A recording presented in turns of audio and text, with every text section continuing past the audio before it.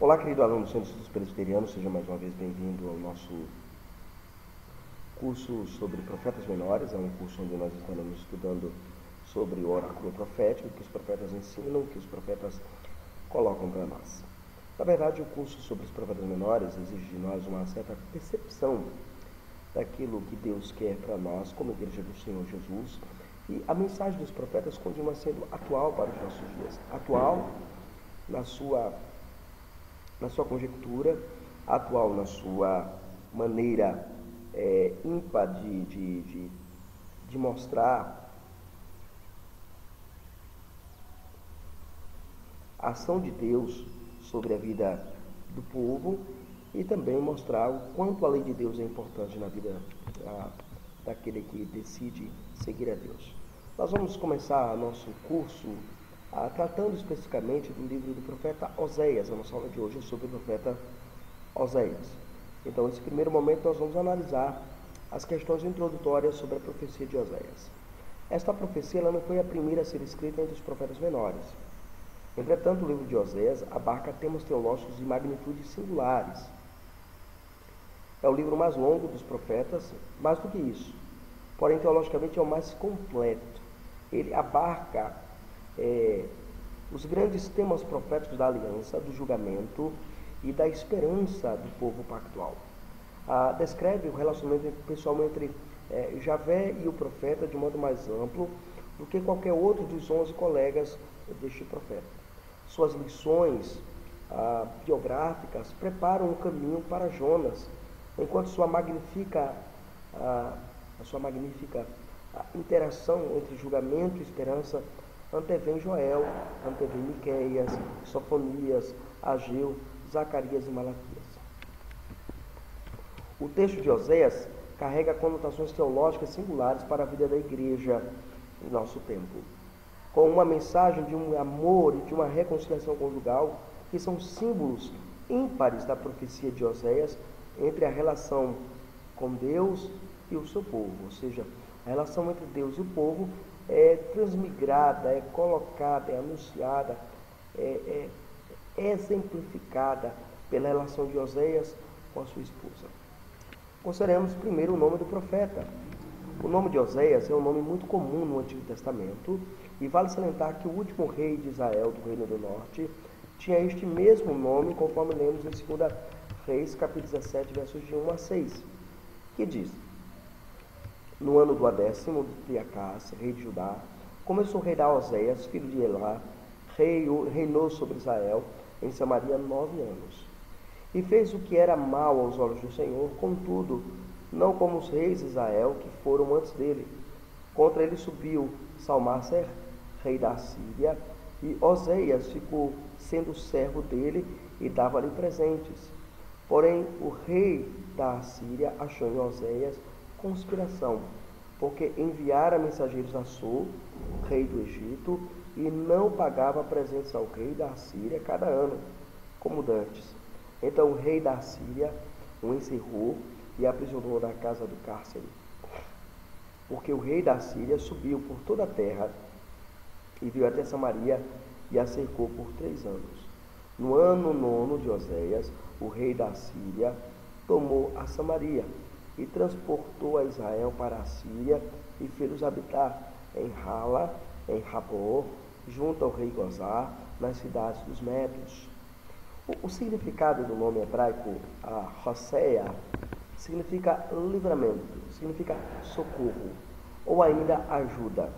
É um nome que vem da mesma raiz de Yeshua, que significa Yahvé é a salvação, ou Yahvé salva, Yahvé liberta, Yahvé socorre.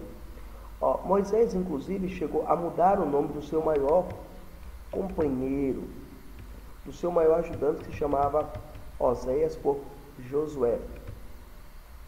Isso aí você percebe lá no texto de Números capítulo 13, verso 16, e Deuteronômio 32, 44.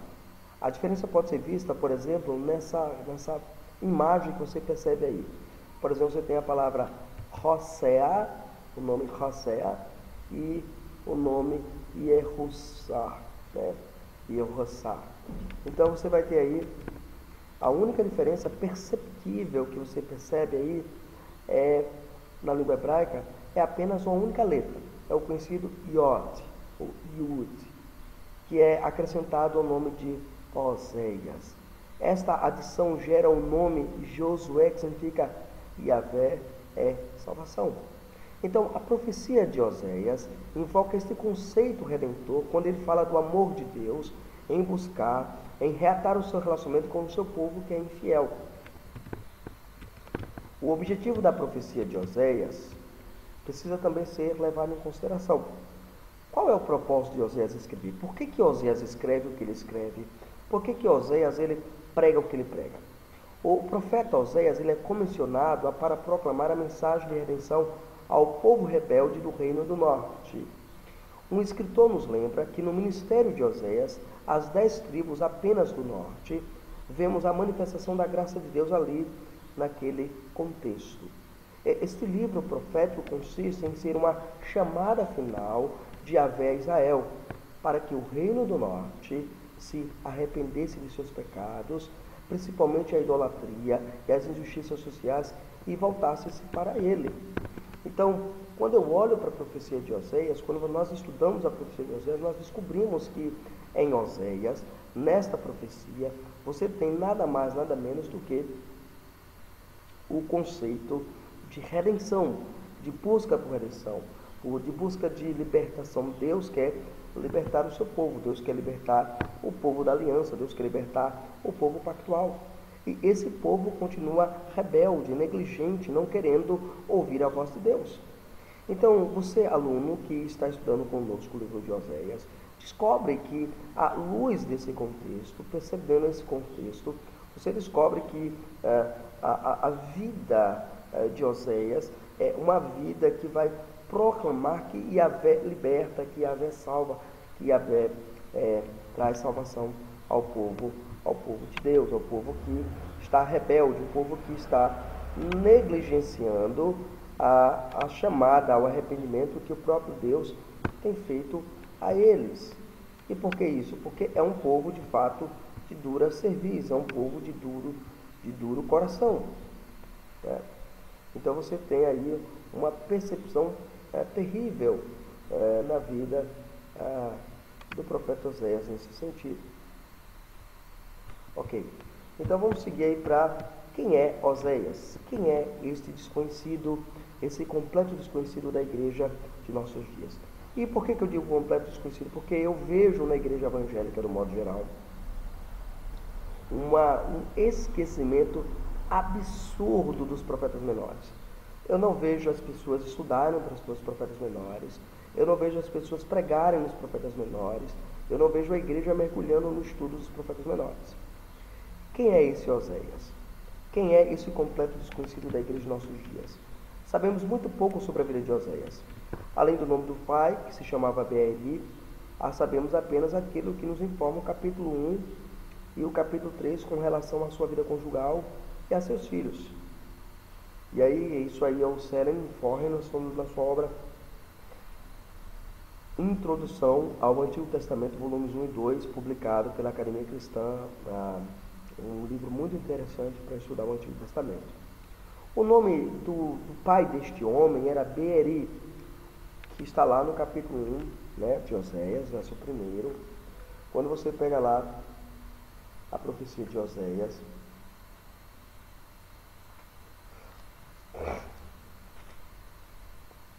no capítulo 1,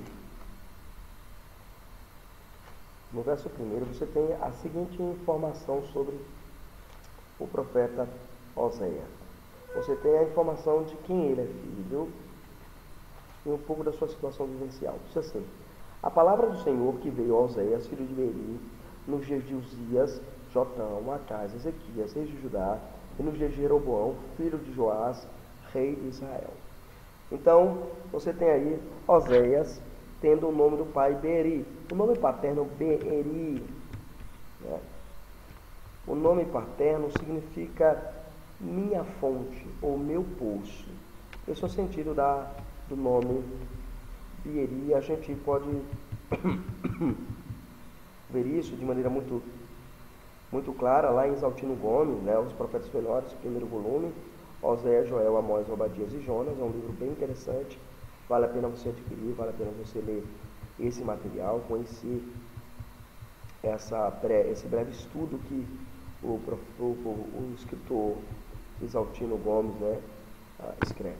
O Exaltino comenta que a partir de tal significado, o nome do pai de Oséias indica que ele era camponês.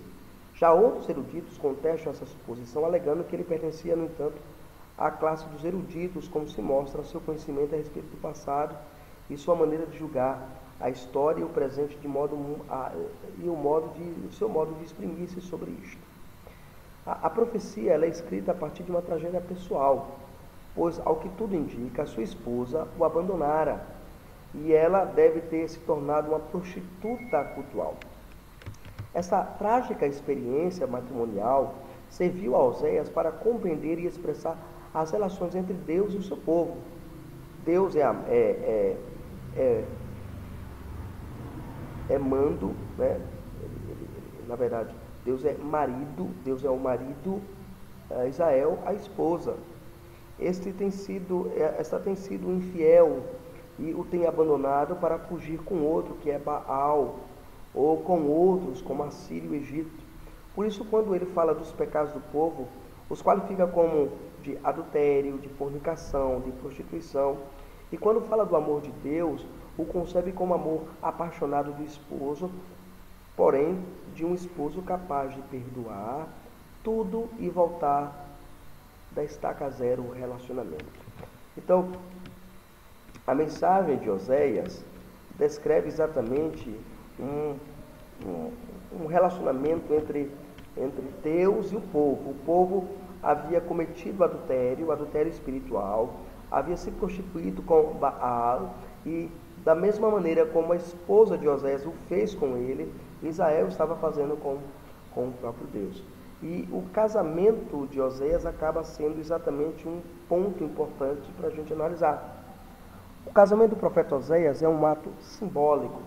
No capítulo 1 de Oséias, versos 1 e 2, nós lemos: a palavra do Senhor que veio a Oséias, filho de Beeri, nos dias de Uzias, Jotão, Acás, Ezequias, rei de Judá, e nos dias de Jeroboão, filho de Joás, rei de Israel. Quando o Senhor começou a falar por intermédio de Oséias, lhe disse: vai, toma uma mulher adúltera e filhos da relação adúltera, porque a terra adulterou, apartando-se do Senhor. Na nossa versão, na versão que nós estamos usando, que é a Almeida do século XXI, clarifica para nós alguns termos. Entretanto, a versão atualizada diz assim: a palavra do Senhor foi dirigida a Oséias, filho de Beeri, nos dias de Uzias, de Acás e Ezequias, rei de Judá, no dia de Jeroboão, filho de Joás, rei de Judá, quando pela primeira vez falou o Senhor por intermédio de Oséias. Então o Senhor lhe disse: vai, toma uma mulher de prostituições e terás filhos de prostituição, porque a terra se prostituiu, desviando-se do Senhor. Nesse trecho, somos informados que o profeta ele é ordenado a tomar uma mulher de prostituições ou uma adúltera. Ou seja, a vida familiar do profeta estava intimamente ligada ao seu ministério profético. O que isso significa aqui? O que isso quer dizer? O seu ministério se desenvolve sob essa dura experiência. Mas como pode Deus, né? Como pode Deus ordenar isso na vida do profeta? Como é que pode Deus pedir para que o profeta, ordenar que o profeta assuma uma postura dessa, se case com uma mulher de prostituições? Como é que Deus ordena isso? O evento do casamento é alegórico ou é real? Essa é uma pergunta que a gente tem que debatido nos comentários. Os comentaristas do período que nós chamamos dos profetas menores, eles têm se debatido com isso de maneira muito nítida, de maneira muito clara, e a gente tem que perceber isso. Algumas pessoas tomam o casamento de Oséias como uma alegoria, outros tomam como um ato, como sendo um casamento apenas emblemático na visão do profeta, sem uma perspectiva factual, sem ter acontecido de verdade. Calvino argumenta em prol de que o profeta casara-se apenas em visão, ao dizer que o profeta não se esposou realmente uma mulher, mas lhe foi ordenado a fazer isso em uma visão. Essa é a posição de João Calvino no seu comentário em Oséias. Esta posição não é coerente, por isso rejeitamos as interpretações visionárias ou alegóricas acerca do casamento do profeta, mesmo que seja a posição de um grande homem de Deus, como é o reformador João Calvino, a quem eu amo de coração. Eu tenho tudo de Calvino, que Calvino escreveu, tanto em português quanto em inglês. A gente tem lido o que Calvino tem desenvolvido como um teólogo exegético, um teólogo expositivo, mas nesse aspecto nós discordamos, porque Calvino aqui ele vai seguir uma outra abordagem. O fato é que Gomer era de fato uma prostituta ativa. Este é o significado da frase mulher de prostituições. Significa prostituta ativa, uma adúltera ativa, uma prostituta que vivia debaixo da prostituição. Essa experiência trágica e familiar do profeta é chamada de ato simbólico. E você pergunta, o que é um danado de um ato simbólico? O que significa ato simbólico? Significa que a vida factual de alguém se torna um ato emblemático do juízo de Deus sobre o povo, sendo um símbolo para isso. A profecia pode ser oral, por exemplo, esse ato simbólico, a profecia pode ser oral. Assim diz o Senhor, veio a palavra do Senhor, então a profecia ela é oral. Pode também ser factual por meio de um fato histórico, ou por exemplo, a Páscoa, como nós vemos em Êxodo 12. Então você tem lá o elemento pascal sendo apresentado como um elemento profético de que Cristo viria e tudo mais e tal, que apontava para a obra de Cristo. Agora, pode também ser simbólico ou ato simbólico. É quando as ações da profecia são dramatizadas. Quando as ações da sua profecia são colocadas como um teatro, dramatizado, deve ser algo visto na prática. Nesse sentido, podemos entender por que Isaías andou nu e descalço por 3 anos, conforme nós lemos em Isaías capítulo 20, versos 3 e 4. Isaías andou por 3 anos nu e descalço, como um ato simbólico da sua profecia, mostrando os pecados do povo de Israel. A implicação deste ato é que a historicidade da narrativa leva-nos a encará-lo como algo factual, como algo que realmente aconteceu. Vimos até o presente momento que o casamento do profeta Oséias é marcado por um fracasso, e que isso se deve à questão da infidelidade da sua esposa, que o abandonara e tornara-se agora uma prostituta cultual, uma prostituta de templo, uma prostituta que está voltada para um culto que está de fato trazendo problemas para a relação dele com Oséias, com o profeta. Então, essa é a nossa concepção teológica que nós percebemos do ponto de vista do que Deus tem feito em relação a isto. Muito bem, então nós estamos aí considerando esse elemento profético importante na vida do profeta Oséias. Nós queremos dar a você uma pausa, nós estaremos voltando à nossa segunda aula sobre o profeta Oséias, conhecendo mais sobre a profecia de Oséias. Se você gostou desse curso, se matricule neste curso pelo Centro de Estudos Presbiteriano. E como eu me matriculo, você pergunta, você manda um e-mail para nós, joaoricardofrança@hotmail.com, sem acento tio, né? Sem um tio lá no João e sem o seu cedilha no França, tudo junto. João Ricardo Filha de França @hotmail.com, ou também pelo Centro de Estudos Presbiteriano 1 @gmail.com. Deus estenda a graça de sua vida. Nós nos encontramos na nossa próxima aula, ainda estudando o profeta Oséias.